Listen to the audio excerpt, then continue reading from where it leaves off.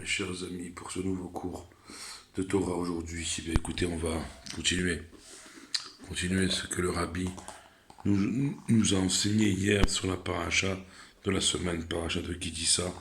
Je prends avec vous la page, encore une fois, le cadrage ne peut pas être au top pour vous tenir au courant finalement de l'évolution de ma dernière semaine ici en France.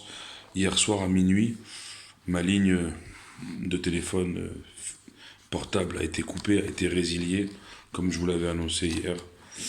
Et donc, je suis en Wi-Fi ce soir pour encore pouvoir vous enregistrer, vous mettre en ligne et vous envoyer ce cours. Mais il se peut que demain, je n'ai même plus la Wi-Fi, donc ça veut dire que ce soir, en tout cas pour ce qui est du cours que je mets en ligne tous les soirs, il se peut que ce soir ce soit mon dernier cours en France et mon dernier cours de la semaine tout court. Et peut-être que j'essaierai d'en faire un quand je retrouverai une Wi-Fi avant de partir en Israël, c'est-à-dire jeudi soir ou vendredi, là où je logerai jusqu'à mon départ lundi prochain. En tout cas, voilà, ne soyez pas inquiétés. Comme je vous l'avais dit hier, voilà, ça s'est confirmé que voilà, hier soir à minuit, on m'a résilié ma ligne. Et donc là, je suis en Wi-Fi et demain, peut-être que je ne le serai même plus. Mais ne vous inquiétez pas. La Torah, c'est le plus important, c'est pas moi. Et on va tout de suite, donc sans plus tarder, pour nos frères et sœurs en Eretz Israël, leur amener un maximum de force de la Torah. On va continuer l'étude qu'on a commencée hier.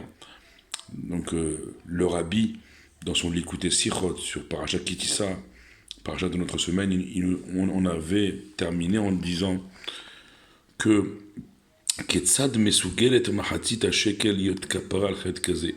Comment, le Rabbi pose la question, comment la mitzvah de mahatzit hashekel, elle peut être une kapara, un pardon, une expiation pour la faute du chet haegel, la faute du veau d'or.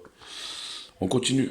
Mitzvah tare en medumat evare agouf. Les mitzvot, nous dit le Rebbe, ils sont comparés aux membres du corps. Keshem, shevare adam yeshnam chilukim, comme les membres du corps humain, ils ont plusieurs catégories. Yeshnam evaim pratim, il y a des membres, je dirais, personnels. Chez les chol echa, il y a des détails en fait pour chaque membre du corps. Chez les chol echad mehem yesh chayut prati. Pour chaque membre du corps, il y a une vitalité qui lui est propre, qui lui est personnelle. Abba me nefesh qui provient de l'âme. Et elles-mêmes, ces forces-là qui proviennent de l'âme, elles-mêmes, elles sont divisées en deux catégories.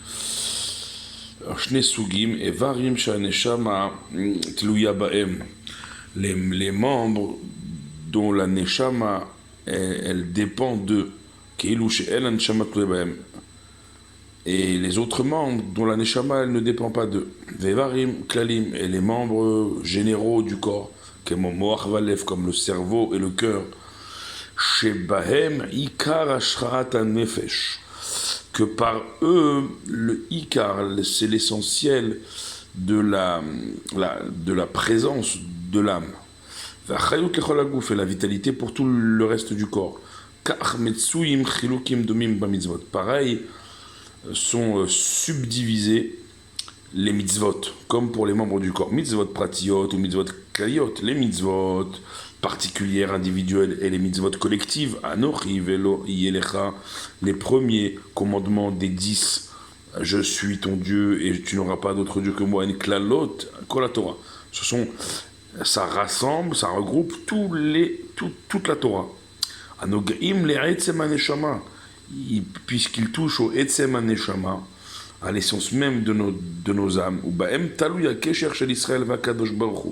et dépendent de ça le lien d'Israël avec Akadosh Baruch Hu.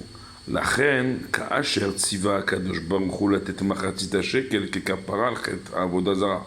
C'est pour cela, nous dit le Rabbi, que quand Dieu il a ordonné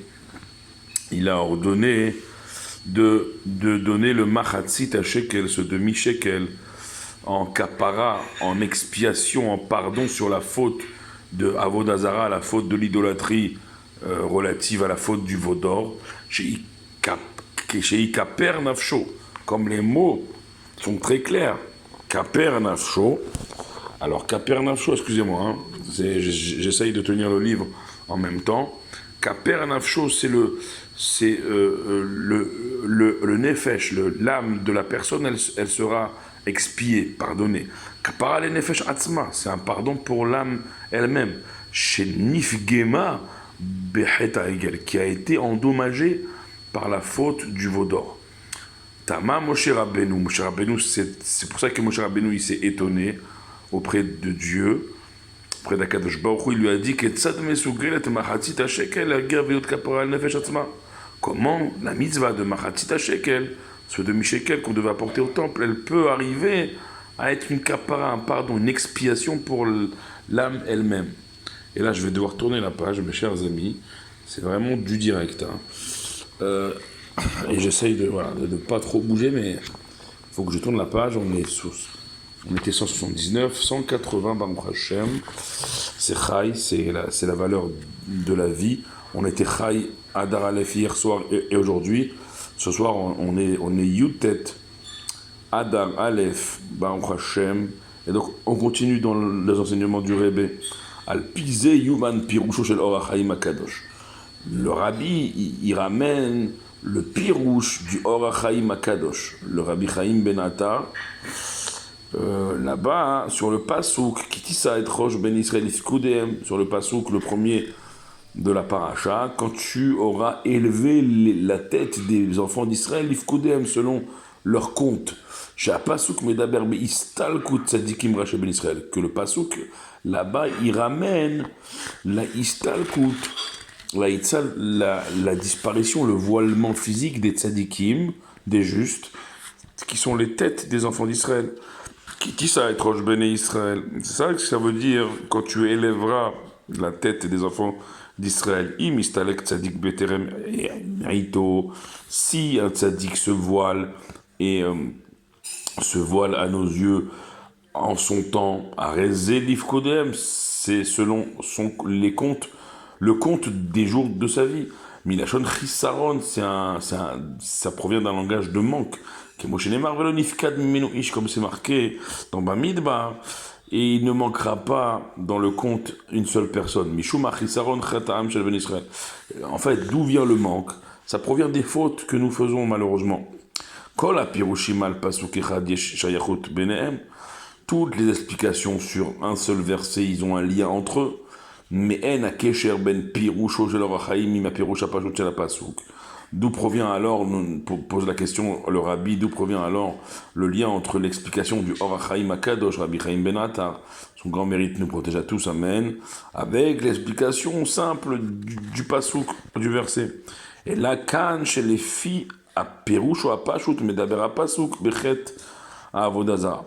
Ici, le Rabbi nous dit, selon le sens littéral du pasouk, le pasouk qui nous parle clairement de la faute de l'idolâtrie, de la Avodazara, chez Uchet Upfgam Klali, que c'est une faute et une tâche générale sur tout le peuple. La Cheniesh Lo Shayachut le Ferouche Or HaChaim. Et de là, on peut comprendre, nous dit le Rabbi, l'explication du Or HaChaim, Rabbi Chaim Ben Attar, chez Kan Chet Klali Pogam Beklalut Anjama.